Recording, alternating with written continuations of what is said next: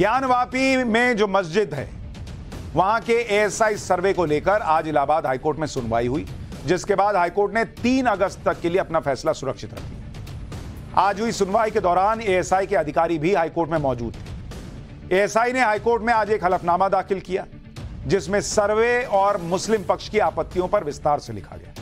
आपको ज्ञानवापी मस्जिद से मिले उन सबूतों के बारे में भी बताऊंगा जो आपने पहले नहीं देखे होंगे, जो चीख चीख कर सवाल पूछेंगे कि इतना दिखने के बाद भी कोई कैसे कह सकता कि यहां मंदिर नहीं था। लेकिन पहले एएसआई का हलफनामा देखिए, जिसकी एक्सक्लूसिव कॉपी आपको दिखा रहा हूं। यह वही हलफनामा है और इसमें एएसआई यानी आर्कियोलॉजिकल सर्वे ऑफ इंडिया ने लिखित तौर पर कहा है कि वो सर्वे करने के लिए पूरी तरह सक्षम है। एएसआई के हलफनामे की बड़ी बड़ी बातें आपको बता देता हूं। एएसआई कह रहा है कि कोर्ट के आदेश का पालन होगा, कोई भी काम गुप्त तरीके से नहीं होगा, मस्जिद के किसी भी हिस्से को क्षति नहीं पहुंचाई जाएगी, सर्वे और डिटेलिंग की जरूरत पड़ी तो कोर्ट से अनुमति लेकर ही करेंगे। मतलब वो कह रहे हैं कि भैया मस्जिद को कोई नुकसान नहीं होगा, लेकिन मुस्लिम पक्ष सुनने को तैयार नहीं। 3 अगस्त को ज्ञानवापी मस्जिद परिसर के सर्वे पर इलाहाबाद हाईकोर्ट फैसला सुनाएगा, लेकिन उससे पहले हम आपको वो सबूत दिखाते हैं जो आपने पहले नहीं देखे हो। आखिरी फैसला तो कोर्ट का ही होगा, लेकिन वो सबूत जो चीख चीख कर गवाही दे रहे हैं वो भी आपको देखने चाहिए।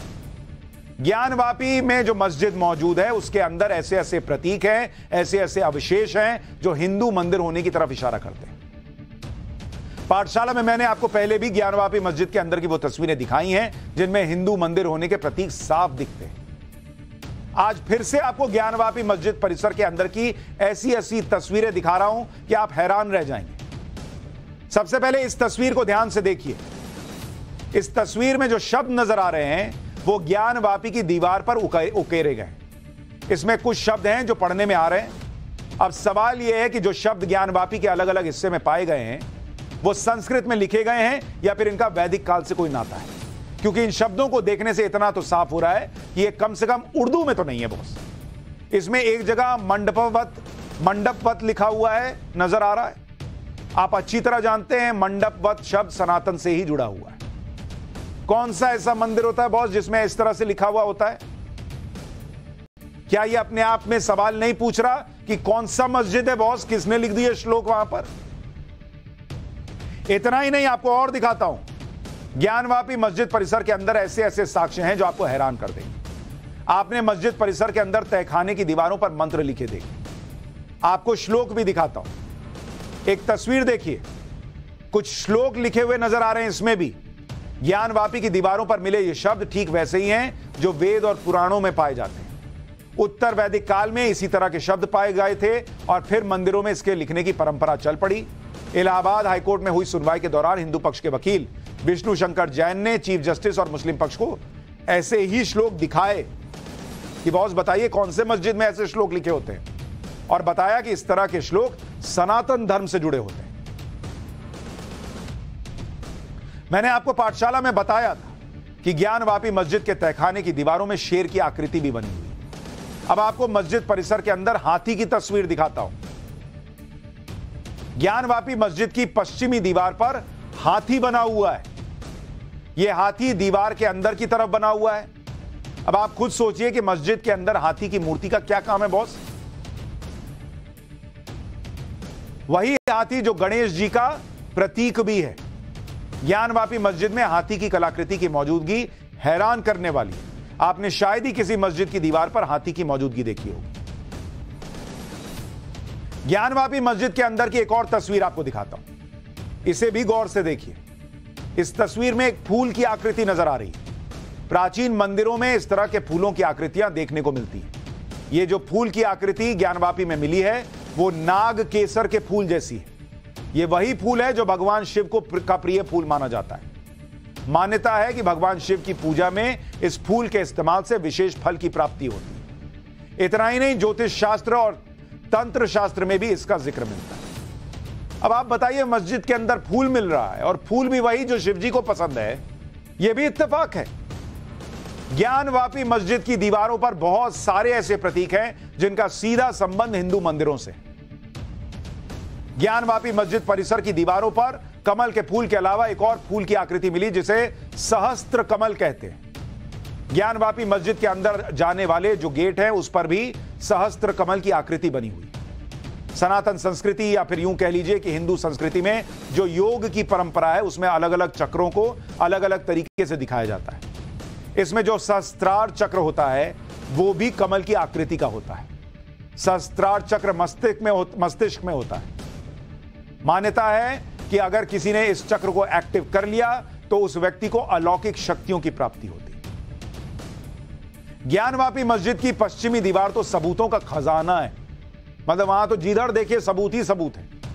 इस दीवार पर ऐसे ऐसे प्रतीक बने हुए हैं जिससे साफ दिखता है कि यहां पहले भव्य मंदिर हुआ करता था। ज्ञानवापी के अंदर आपको पान के पत्ते की आकृति दिखती है। दीवारों पर, खंभों पर पान की कलाकृति बनी हुई। तस्वीर आपके सामने रख रहा हूं, आप खुद देखिए और तय कीजिए किस मस्जिद में आपने ऐसे पान की आकृति देखी। देखा है पान के पत्ते की आकृति किसी मस्जिद में? कमल का फूल, पान, हाथी की तरह की मूर्ति। ज्ञानवापी मस्जिद परिसर के अंदर कलश की भी आकृति मिली। यह आकृति देखिए, एक कलश की आकृति दिख रही है। सवाल यह है कि हिंदू घरों और मंदिरों में रखे जाने वाले कलश की आकृति का मस्जिद से क्या लेना देना बॉस? लेकिन फिर भी लोग डिफेंड कर रहे हैं, और जितना डिफेंड कर रहे हैं उतना एक्सपोज हो रहे हैं कि ना ना सर, ये तो इतना तो ऊपर दिख रहा है। अब बताइए, एएसआई का सर्वे हो गया तो अंदर कितना मिलेगा?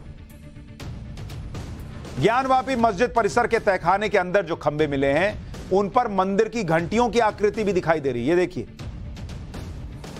इस तस्वीर में जो खंबा दिख रहा है उस पर घंटियों की आकृति बनी हुई है। नीचे की तरफ घंटी है और बीचों बीच आले। हिंदू धर्म में मान्यता है घंटी बजाने से देवी देवताओं की मूर्तियों में चेतना जागृत होती है। देवता जागृत होते हैं, पूजा करने वाली व्यक्ति की पुकार सुनते हैं। किसी भी मस्जिद की दीवार पर घंटी जैसी आकृति का क्या काम? एक और तस्वीर देखिए, सबूत पे सबूत रखता जा रहा हूं, देखते जाइए। फैसला तो कोर्ट सुनाएगा, लेकिन ये तस्वीरें चीख चीख कर कुछ पूछ रही हैं। ये ज्ञानवापी मस्जिद की पश्चिमी दीवार की तस्वीर है। इसमें आपको एक दरवाजा दिख रहा है। दावा किया जा रहा है कि यह प्राचीन मंदिर में प्रवेश के लिए बनाया गया दरवाजा है। इस तस्वीर को देखकर साफ लगता है कि इस प्रवेश द्वार को बंद किया गया है और टेम्पररी दरवाजा बनाया गया है। साफ है कि इस दरवाजे की मदद से कुछ छिपाने की कोशिश की जा रही है। ज्ञानवापी मस्जिद के तहखाने से मिला एक और सबूत आपको दिखाता हूं। ज्ञानवापी में हिंदू धर्म से जुड़े देवी देवताओं की मूर्तियां भी मिली हैं भाई। ये देखिए मूर्तियां। मुस्लिम पक्ष ने कभी भी ज्ञानवापी में मूर्ति होने की बात का जिक्र नहीं किया, जबकि सच्चाई आपके सामने है। हिंदू पक्ष का दावा है कि ज्ञानवापी मस्जिद के तहखाने में इसी तरह की और भू मूर्तियों के अवशेष हैं। दीवारों पर त्रिदेवों की मूर्तियां बनाई गई थी। गौर करने वाली बात यह भी है कि इस्लाम में मूर्ति पूजा तो होती नहीं, जबकि हिंदू धर्म तो मूर्ति पूजा का विशेष महत्व है। तो अब कोई यह बताए कि जब मूर्ति पूजा होती नहीं तो मस्जिद के अंदर यह मूर्तिनुमा आकृति यहां कहां से मिल रही है? इतना सब कुछ दिख रहा है, फिर भी आप किस मुंह से कह रहे हैं भाई कि सर्वे रोक दीजिए?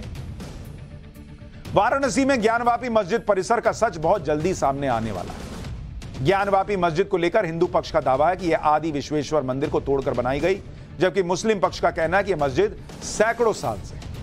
दोनों में किसका दावा सही है, इसी का पता लगाने के लिए ज्ञानवापी मस्जिद परिसर के एएसआई सर्वे का आदेश दिया गया, लेकिन उसके बाद से मुस्लिम पक्ष परेशान दिख रहा है। सुप्रीम कोर्ट तक दौड़ लगा चुका है।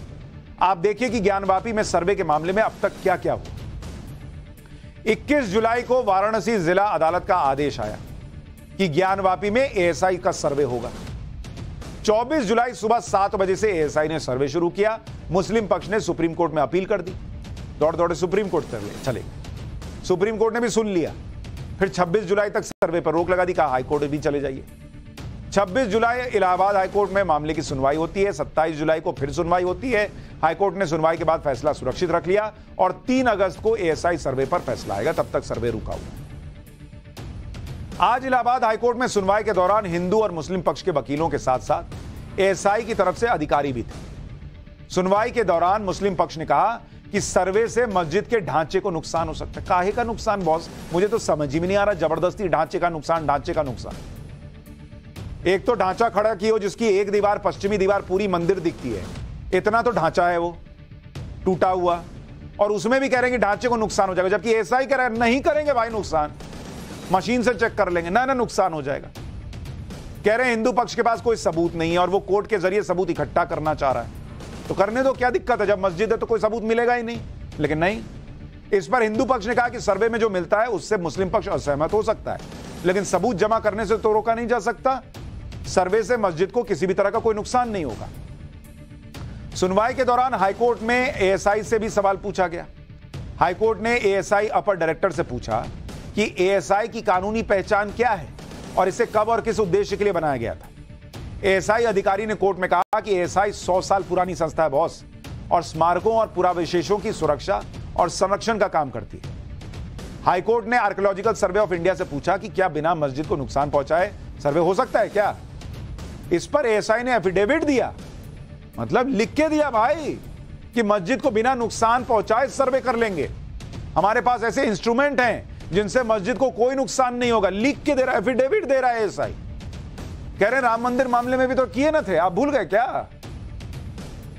सभी पक्षों को सुनने के बाद हाईकोर्ट ने 3 अगस्त तक अपना फैसला सुरक्षित रख लिया और तब तक सर्वे पर रोक जारी रहेगी। मुस्लिम पक्ष की बड़ी आपत्ति यह है कि सर्वे से मस्जिद को नुकसान हो सकता है। इस पर हाईकोर्ट में आज एएसआई ने हलफनामा देते हुए कहा कि सर्वे से कोई नुकसान नहीं होगा। हिंदू पक्ष के वकील विष्णु शंकर जैन ने यह भी कहा कि मुस्लिम पक्ष चाहे तो एएसआई की राय को न मानने की अपील कर सकता है और उसके और परीक्षण की मांग कर सकता है। राम मंदिर केस में भी एएसआई एक्सपर्ट बॉडी थी और उसी वजह से केस में नया मोड़ आया। विष्णु शंकर जैन ने यह भी बताया कि मुस्लिम पक्ष के फावड़े से खुदाई के दावे पर हाईकोर्ट ने क्या कहा, सुनिए। मुस्लिम पक्ष का यही कहना था कि वहां पे कमीशन ना जारी किया जाए, और वहां कमीशन जारी किया जाएगा तो स्ट्रक्चर को डैमेज पहुंचेगा। तो वहां पे उस समय एडिशनल डायरेक्टर साहब ने यह भी बताया कि हमारा एफिडेविट बहुत क्लियर है कि बिना स्ट्रक्चर को क्षति पहुंचाए हुए ये सर्वे हम कंडक्ट करेंगे। और हमने कहा कि एएसआई को राम मंदिर केस में पैरा 661 में एक्सपर्ट बॉडी माना गया है और ये एक्सपर्ट ओपिनियन है। उसके बाद भी मुस्लिम पक्ष उसमें फर्दर कह सकता है कि उसको डिसबिलीव किया जाए, फर्दर स्क्रूटनी उसकी हो सकती है, पर यह नहीं कहा जा सकता है कि एक्सपर्ट ओपिनियन ना है। जी नहीं, कोर्ट ने कहा कि इसकी कोई वैल्यू नहीं है, इसकी कोई एविडेंटरी वैल्यू नहीं है। मैं तो आज तक एक बात ही नहीं समझ पा रहा मुस्लिम पक्ष। उनका पूरा दावा है कि वहां मंदिर था ही नहीं, वहां सिर्फ मस्जिद थी, लेकिन फिर भी तलाशी लेने नहीं दे रहे, फिर भी जांच होने नहीं दे रहे, फिर भी सर्वे नहीं हो रहा।